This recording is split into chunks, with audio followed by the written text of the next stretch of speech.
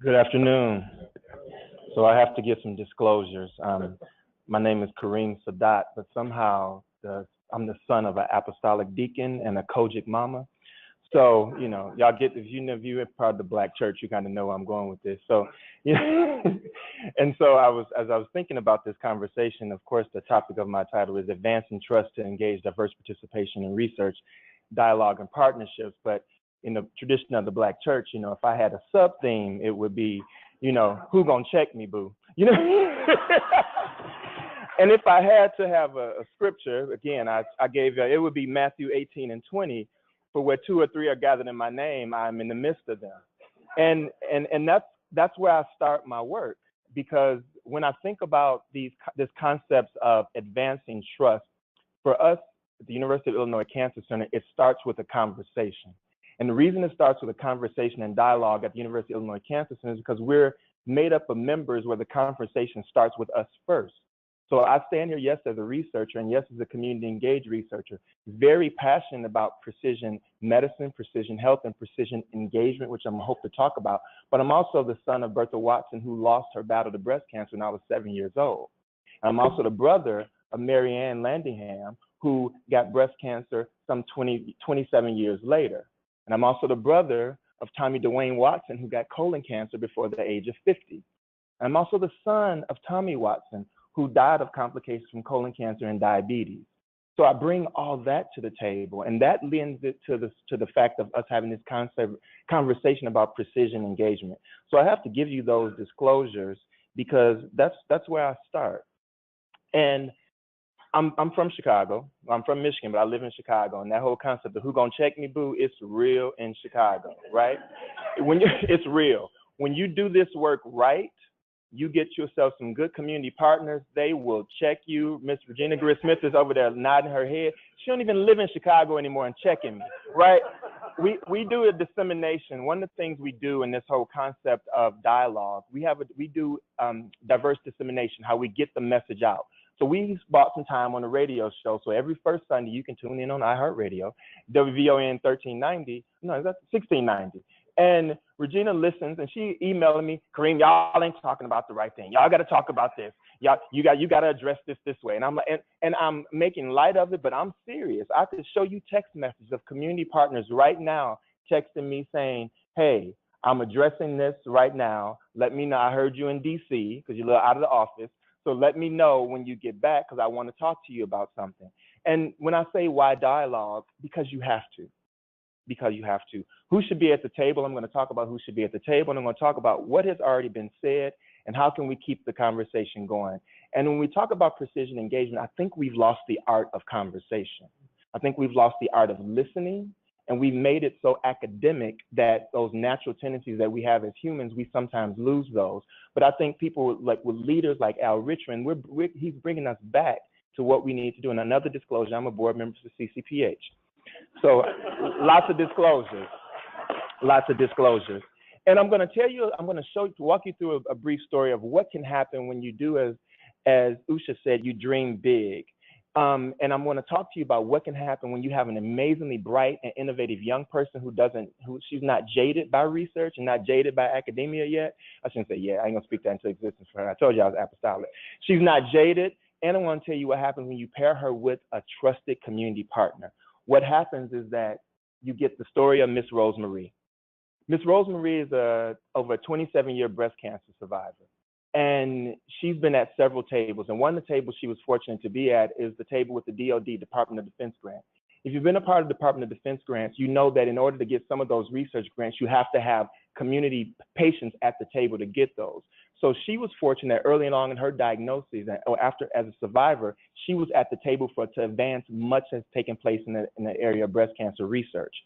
And as a result of being at that table, she immediately went from being a survivor to being an advocate. Now, I'm fortunate enough to have Miss Rosemarie in my life to be one of those who gonna check me people, right? And so Dr. Wynn, our cancer center director, had this vision of a cancer center. We actually are changing the name of my office from the Office of Community Engaged Research Implementation Science. We're taking out the E and adding the I to the Office of Community Involvement and Implementation Science. Advancing engagement to involvement, right? Moving it further. And that comes from having an innovative leader, which I'm also going to talk about. But Miss Rosemary's story was I was the only one at the table. And as a result of her story, when we found out about, let me go back, when we found out about that we were one of the awardees for the All of Us research program, we were excited. Without full disclosure, I was scared, you all. I was nervous because I knew that while I'm excited about precision medicine, I knew that there had to be some engagement way before. So I had to learn, I had to capitalize on what we had already done in Chicago and leverage a lot of that trust that was already there, because we did not have time to do a lot of the catch-up work that we needed to do in our communities around precision medicine. So I went to our community advisory boards at the UIC, CTSA, and I ran this by them. And one of my community partners, Marcus Murray from Project Brotherhood, he pulled me aside. He said, yo, Karriem, now you mean to tell me you're going to ask black men in Chicago to get a saliva to you? I was like, yeah, Marcus, that's what I'm going to do. He said, you know that sounds crazy, right? And and I was like, it sounds crazy, Marcus, but Marcus, if I can get that saliva and I can understand and I can connect that saliva with West African ancestry, and I know that men with West African ancestry actually have a greater risk of prostate cancer, so we think, and I can connect that with some work that Dr. Rick Kittles, the African-American geneticist, has been doing, and we might be able to address this mortality gap that we have in African-American men. And Mark was like, all right, say that then. Right? He said, say that. Lead with that, but don't lead with, I'm going to collect your saliva, and I'm going to do blood samples, and I may actually collect some.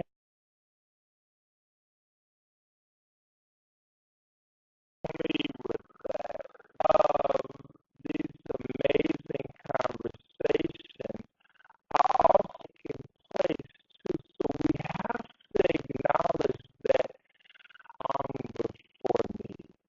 I know I'm doing some stuff that's doing the work that we do. Many of us who do this work well, we have to capitalize on that with precision engagement. So I'm